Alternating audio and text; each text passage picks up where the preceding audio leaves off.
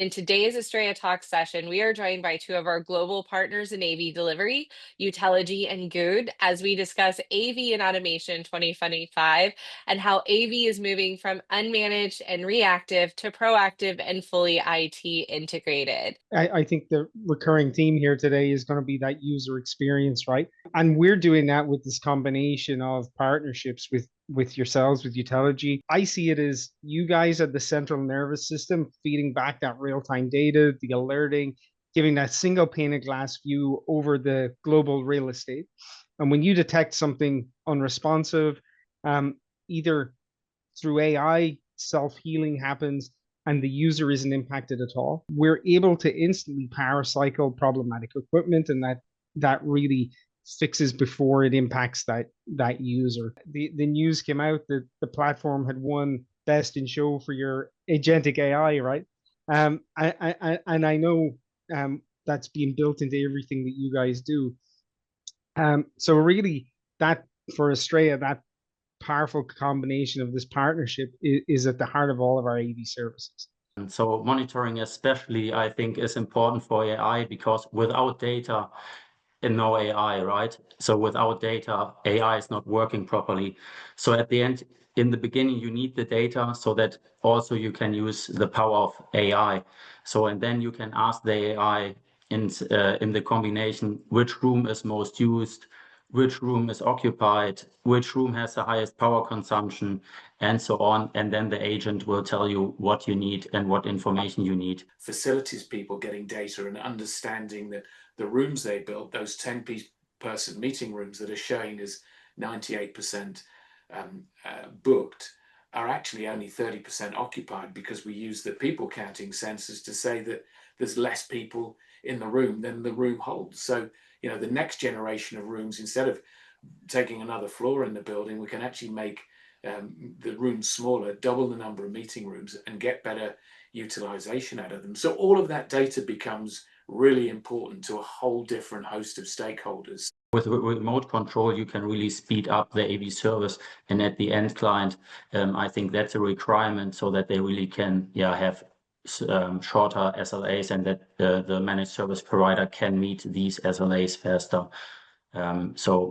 Proactive fix means at the end for me no wasted meetings, because also often if there's a problem in the room, the users do not know it, so they walk into the room and then they see, oh, it's not working properly, so they have to find another room, and that's also cost at the end. So let's say, pretend every 5 or 10 minutes of a meeting you cannot use, right? So then it's also high cost for these global customers. Designing for service success means selecting the right hardware that can be managed and monitored, and that means it needs to have a rich API. It clearly needs to be sat on the network, but people need to start at the first principles when they're designing systems. They need to understand what equipment's out there, is it able to be managed, and how are you going to manage it. So creating the right network infrastructure is key. Deciding which of your pieces of technology are going to go on the network, hopefully all of them, and making sure your security protocols are met. And most of our customers now are craving interoperability and standards. It's like a light bulb fitting into a regular socket. AV typically lacks that, but being vendor agnostic and scalable is really what people are looking for. And that we see as the path forward. And I think if we look at the main calling platforms now, we've got Teams, we've got Zoom, we've got WebEx, and to a degree Meet. But what we're seeing now is that a number of these hardware manufacturers are becoming more agnostic. They recognize they've got to build a platform that will serve any of these systems, but there's still not standards in the back end. So where we come in is that we can glue all of these things together, because each one of the manufacturers has a different methodology for management. It may have a native API, it may have a cloud API, it may have a mixture of both. When you talk about success in today's AV landscape, right, it has to be linked to system resilience and measured really by, you mentioned MTTR, the speed of troubleshooting and how quickly we can remediate something and not impact that user. As you said, to do that, these AV systems, the entire ecosystem has to be designed with that remote management piece at its absolute core, right? We need to move away from the model of reactive, as we said earlier on at the start of this webinar, and make that pivot to proactive. The market has realized that they need a tool set to deliver this level of service. And the example I'm going to use, it's actually it's a major retailer, one of the biggest in the world that we work with, and they've got multiple thousands of rooms across their estate. And by providing visibility to them initially, we've reduced their mean time to resolution by 75%. Which, I mean, it sounds like a big number, and it is a big number, but when you go from nothing to something, you're always going to get a step change like that. And it is really significant. We see that across quite a lot of our other customers. Some of them are reducing their cost of operation by using automated room checks, and they're taking out multiple people from that's kind of mundane part of their service operation and moving them to other more important parts of the business where they can use their skills better. But that's driving huge costs out of the business. The other element we've got, again, this is going back to that retailer, is that they're using some of our self-healing capabilities. And this is really interesting.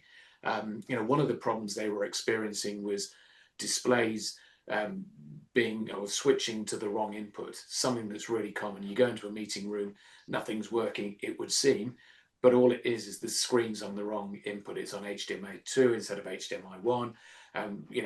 You raise a service ticket, someone runs and tries to fix it, drama, but that costs money. And in this instance, every time a ticket was raised, they were incurring costs because of the way their service contract was executed. What we've done there is that we've built in some self-healing capabilities so that we're actually changing that back to the right display input seconds after it's gone wrong. So where there's no apparent change or no problem shown to the user, there's no ticket raised and no cost incurred. But really importantly, we are still measuring the fact that that incident happened and it gets logged as a fault within the system, although a ticket doesn't get raised. So our customer was able to very clearly quantify that just by doing that simple exercise, it drove 65% of the cost out of their service operation, which was massive. I think there's a lot of hype around AI and people doing fancy trick things, but we've got to be really pragmatic and say, what are the things that people waste time on? The jobs that people are doing that are a little bit mindless, the jobs that nobody wants to do. How do we automate those using AI? And this isn't about getting rid of people. This is about getting the people to do stuff that they're much better equipped to do, and AI to do these simple things. And this is the stuff that we're looking at.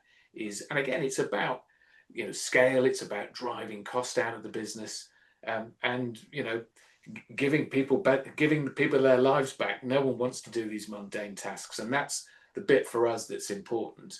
That it's not about being fancy and trick. It's about looking systematically through the tasks of service management and which bits can be done through AI. Gentlemen, thank you so much for your time. And to everyone else, have a great rest of your week and a wonderful weekend.